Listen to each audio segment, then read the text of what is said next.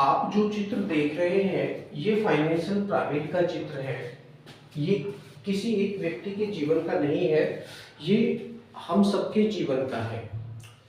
जिस प्रकार से ऊर्जा के पिरामिड होते हैं, आयु के पिरामिड होते हैं, अन्य कार्यों के पिरामिड होते हैं, ठीक इसी प्रकार से फाइनेंशियल का भी एक पिरामिड होता है। ये प्रत्येक व्यक्ति के जीवन की ज्योमेट्री है। इसके अनुसार यदि चलोगे तो सही रहोगे, और इसके अनुसार नहीं चलोगे या इसको खराब करोगे, इसके साथ कोई छेड़छाड़ करोगे, जो रूल ये बताता है उसको फॉलो नहीं करोगे तो बहुत पीछे रह जाओगे। प्रकृति बार बार पीटेगी, समझ रहे हैं? बहुत परेशान होने वाले हो यदि इसके अनुसार आप नहीं चलते हो तो। हमारे जीवन में कई सारी स्टेज आती है। जब हम नौकरी पर लगते हैं या अपने बिजनेस में जाते हैं तो उसकी शुरुआत करने के पश्चात हमारे पंख खुल जाते हैं। ध्यान देंगे, ये हमारी सबसे बड़ी बेवकूफ़ी होती है कि हम ये समझते हैं कि अब हमारी नौकरी लग चुकी है, बस हम जीवन में सेट हो चुके हैं। सरकारी नौकरी लग गई, प्राइवेट नौकरी लग गई, या किसी अन्य व्यवसाय में, बिजनेस में आप आ चुके हैं, बिजनेस को आपने करना शुरू किया है। वास्तव में वहाँ से आपकी लाइफ शुरू हुई है। कहते हैं ना कि अभी तो पार्टी शुरू हुई है, तो वास्तव में वहाँ से आपकी जो लाइफ है, वास्तविक लाइफ अब आपकी शुरू हो चुकी है। क्योंकि पैसे की जो वैल्यू है आपको तब पता चलती है जब आप उसको कमाने जाते हैं।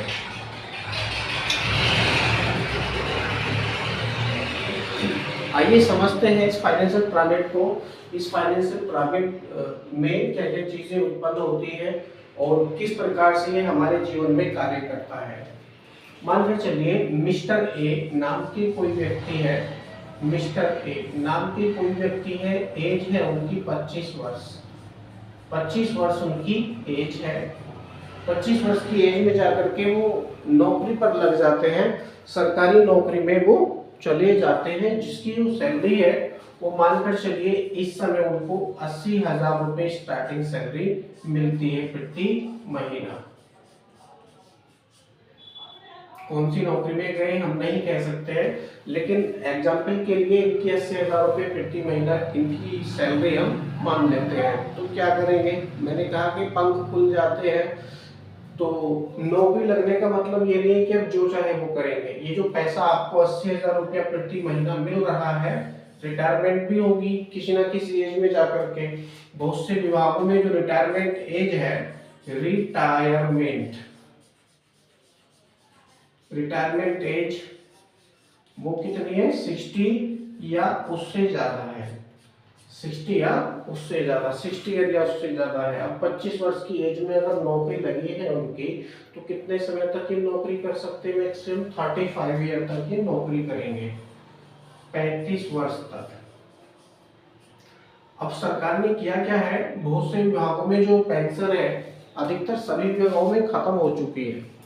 जितने भी सरकारी विभाग हैं, अधिकतर सभी विभागों में जो पेंशन है, सरकारी वाली पेंशन, एनपीएस सिस्टम है, नेशनल पेंशन स्कीम, ये समाप्त हो चुकी है। यदि आपको आफ्टर रिटायरमेंट पेंशन की आवश्यकता है तो उसका प्रोविजन आपको खुद करना पड़ेगा अपने हिसाब से।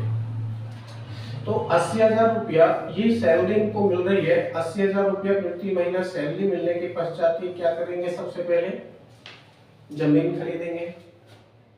भाई इनके मन में तरंगे उठेंगी कि यार अब तो मैं सरकारी कर्मचारी हो चुका हूँ, प्रति महीना 80,000 रुपया मेरे को मिलने वाला है। इस पैसे से सबसे पहले मैं जमीन खरीदूंगा, प्लॉट खरीदूंगा, ज्वेलरी खरीदूंगा, मोबाइल खरीदूंगा, कार खरीदूंगा या टू व्हीलर खरीदूंगा, और कोई अपने शौक करूंगा, ट्रिप पे जाऊंगा, गोवा घूमूंगा, है ना। तो ऐसे शौक उनके मन में आने शुरू हो जाते हैं। क्यों? क्योंकि जो एज है वो भी 25 वर्ष है। दुनिया देखी नहीं है सही ढंग से पैसा क्या बोलना चाहता है। पैसे की भी भाषा होती है। फाइनेंशियल प्लानिंग के अनुसार हम इसी को समझने का आज प्रयास करेंगे। तो जब हम कोई भी घर बनाते हैं, इसको ऐसे समझेंगे, जब हम कोई भी घर बनाते हैं तो घर बनाने के लिए सबसे पहले बेस बनाया जाता है। तो बेस हम बनाते हैं बहुत ही स्ट्रॉन्ग तरीके से।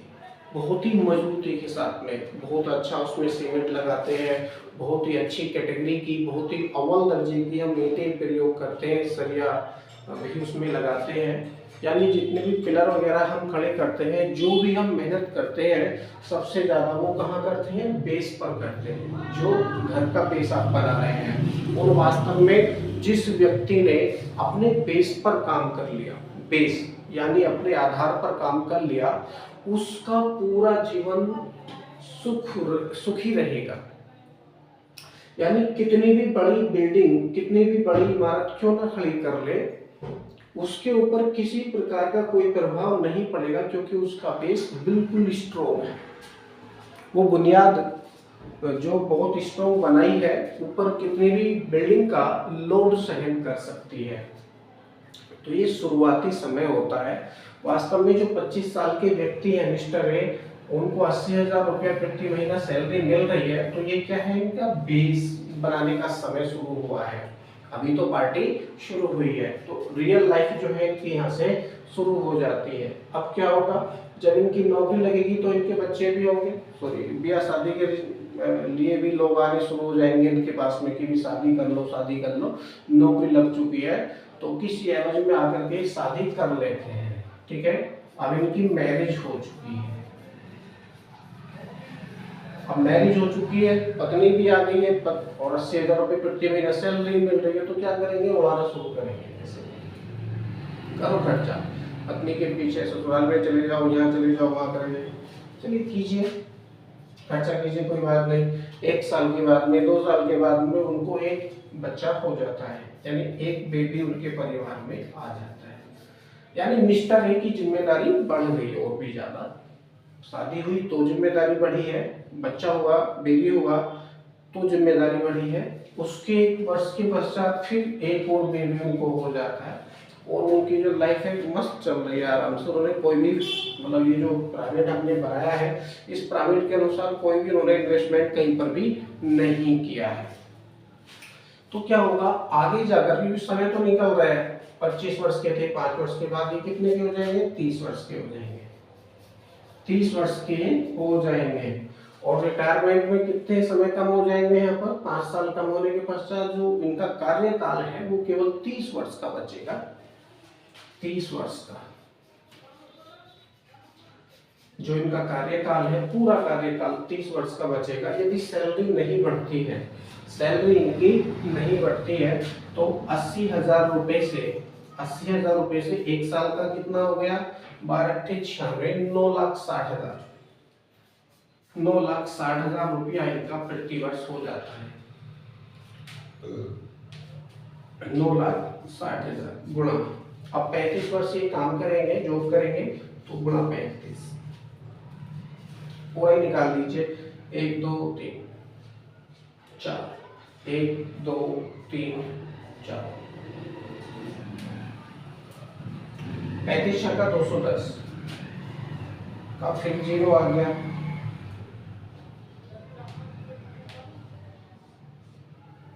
हासिल लगे 21। 35 के 105, 105 के 315, 315 और 21 कितना हो गया? 15 और 21 हो गया 36, 336, 336। कुछ इस तरह से ये कैलकुलेशन हो जाती है। इकाई, दहाई, सैकड़ा, हजार, 10,000, लाख, 10 लाख, करोड़, यानी पूरे कार्यकाल में 3,36,00,000 रुपया मिस्टर ए कमाएंगे। पूरे कार्यकाल के दौरान मिस्टर ए की जो टोटल सैलरी आएगी उनके बैंक अकाउंट में, वो 3,36,00,000 रुपए आने वाली है। और ये पैसा इनको एक साथ नहीं मिलेगा, प्रति महीना मिलेगा।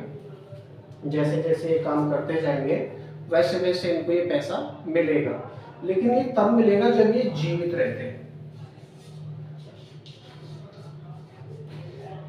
जब ये जीवित हैं और काम कर रहे हैं, पूरी ईमानदारी के साथ में, सच्ची निष्ठा के साथ में काम कर रहे हैं, सरकार के सभी नियमों को ये फॉलो कर रहे हैं, तो तब तक ही ये पैसा इनको मिलेगा।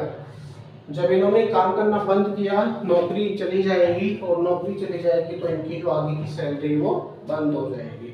दूसरा बड़ा कारण क्या है, यदि वो जीवित नहीं है, संसार में नहीं है, कोई बीमारी हो गई, परेशानी हो गई, दुर्घटना हादसे हो गए, तो इस कंडीशन में भी ये जीवित अगर नहीं है तो भी आगे की जो सैलरी है वो बंद हो जाएगी।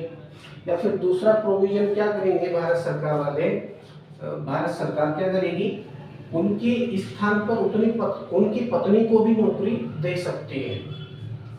यानी जो पत्नी है उनको नौकरी मिलने की संभावना है। लेकिन ये हर किसी जॉब में संभव नहीं है,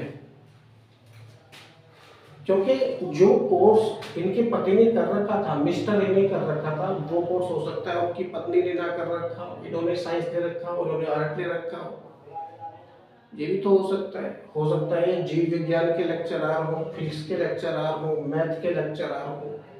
अब ये आर्ट साइड लेके बैठी है इनकी पत्नी, एमए कर रखा है इकोनॉमिक्स से मान लीजिए, या इन्होंने और कोई कोर्स कर रखा है आर्ट साइड वाला, या कॉमर्स से इन्होंने कर रखा है, तो ये तो कॉमर्स अगर जानती है तो कॉमर्स ही पढ़ाएंगी। अब इनको चाहिए फिजिक्स का टीचर या साइंस का टीचर चाहिए या बायोलॉजी का टीचर चाहिए, केमिस्ट्री का टीचर चाहिए, तो ये तो यूजलेस है इनके लिए, तो इनके स्थान पर नौकरी इनको नहीं मिलेगी। अगर बायोलॉजी का टीचर किसी कॉलेज में एक्सपायर हो गया ना, समझ लीजिए, हालांकि सब सही रहे लेकिन उदाहरण के लिए समझते हैं, यदि बायोलॉजी के टीचर चले जाए 2 महीने के लिए, ऐसे समझो 2 महीने के लिए बायोलॉजी के टीचर किसी कॉलेज से चले जाए, तो उस कॉलेज में सिर्फ और सिर्फ बायोलॉजी का टीचर ही रखा जाएगा। ध्यान देंगे, उसकी कमी को केवल बायोलॉजी के टीचर ही पूरे कर सकते हैं, मैथ वाले टीचर पूरे नहीं कर सकते, या केमिस्ट्री वाले टीचर उनकी कमी को पूरा नहीं कर सकते। कॉलेज में जो कमी हुई है उसकी पूर्ति केवल वही टीचर करेंगे जिस सब्जेक्ट के टीचर उस समय कॉलेज में नहीं है। तो इस तरह से तो फाइनेंशियल पिरामिड के बारे में हम लोग बता रहे थे, इसका जो बेस है, बेस सबसे ज्यादा रिस्क में रहता है, सबसे ज्यादा रिस्क में, हाई रिस्क जोन ये कहलाता है। इसमें हाई सिक्योरिटी आपको चाहिए, और हाई सिक्योरिटी बनाने के लिए आपको केवल क्या काम करेगा, सिर्फ और सिर्फ इंश्योरेंस काम करेगा। और इंश्योरेंस कौन कौन से आपको लेने होंगे फर्स्ट कंडीशन में, first of all life insurance, it means term insurance आप ले सकते हैं। हम यहाँ पर किसी अन्य पॉलिसी की बात नहीं करेंगे, हम आपको ये सजेशन नहीं देंगे कि आप ये पॉलिसी लो वो पॉलिसी लो, जो यहाँ पर यूजफुल पॉलिसी है वही हम आपको बताएंगे। तो जो आपका जोन ए है, यानी हाई रिस्क जोन है, उसके अकॉर्डिंग आपको इंश्योरेंस की आवश्यकता है। तो इंश्योरेंस आपको चाहिए ही चाहिए। सबसे पहले क्या चाहिए आपको इंश्योरेंस में, क्या चाहिए, लाइफ इंश्योरेंस आपको चाहिए, लाइफ इंश्योरेंस। दूसरा क्या चाहिए आपको, हेल्थ इंश्योरेंस भी चाहिए, हेल्थ इंश्योरेंस। तीसरा, यदि आपके पास में कोई प्रॉपर्टी है, अच्छा मकान है, अच्छी दुकान है, अच्छा ऑफिस है, आप नहीं चाहते कि यार ये अगर खराब हो जाएगा तो मैं इसकी भरपाई नहीं कर सकता, तो प्रॉपर्टी का भी आपको इंश्योरेंस कराना चाहिए, प्रॉपर्टी का भी आपको इंश्योरेंस कराना चाहिए। तो ये 3 चीजें आती हैं इंश्योरेंस में मोस्टली। इसके अलावा आपके पास में व्हीकल है तो व्हीकल का भी आपको इंश्योरेंस कराना चाहिए।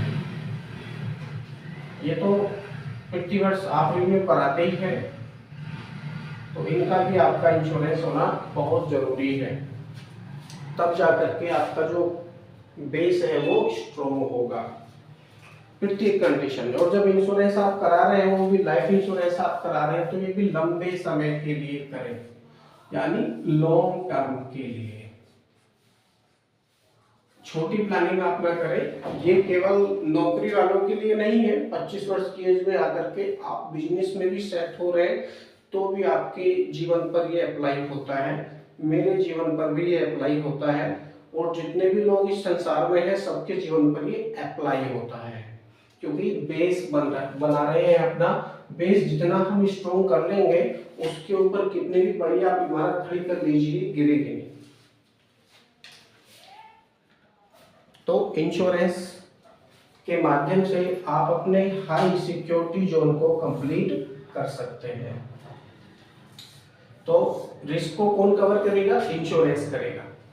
नेक्स्ट, इससे ऊपर जब हम चलते हैं तो आपका मिड पॉइंट आ जाता है, इसका मध्य भाग आ जाता है। मध्य भाग में अब देखिए, इंश्योरेंस जब आपने ले लिया तो इंश्योरेंस लेने के पश्चात आपको म्यूचुअल फंड, क्योंकि इसमें हाई रिटर्न आपको मिलने की संभावना रहती है, लेकिन इसमें इंश्योरेंस नहीं रहता है।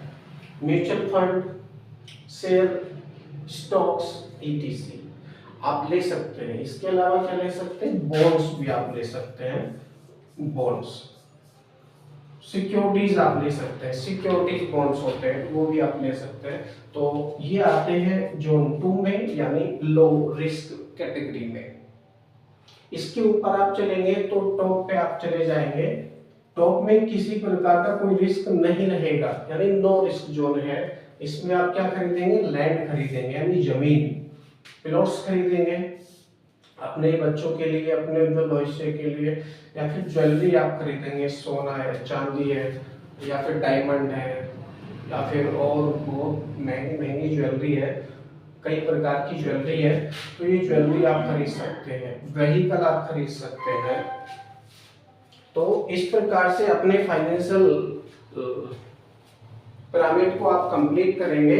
लेकिन लोग आजकल करते क्या है, नौकरी लगी या बिजनेस स्टार्ट किया, सबसे पहले ऊपर वाले जो ये टॉप है इसके साथ में छेड़छाड़ करना शुरू कर देते हैं, यानी जमीन खरीदते हैं, प्लॉट खरीदते हैं, ज्वेलरी खरीदते हैं, और जो इसका बेस है, ये बेस इसको भूल जाते हैं, या फिर कोई भी एडवाइजर उनके पास में जाते हैं तो उनको टालते रहते हैं।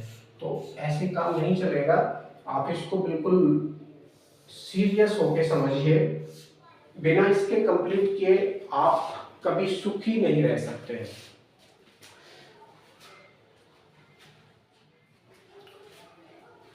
किसी प्रकार की भी इंश्योरेंस पॉलिसी लेने के लिए, चाहे वो लाइफ इंश्योरेंस हो, चाहे वो हेल्थ इंश्योरेंस हो, आप मुझे कॉल कर सकते हैं दिए गए नंबर पर। और एजेंसी लेने के लिए भी आप मुझे दिए गए नंबर पर कॉल कर सकते हैं। ऑल ओवर इंडिया सारी सर्विसेज हमारी अवेलेबल है। 24/7 I am available. Thank you.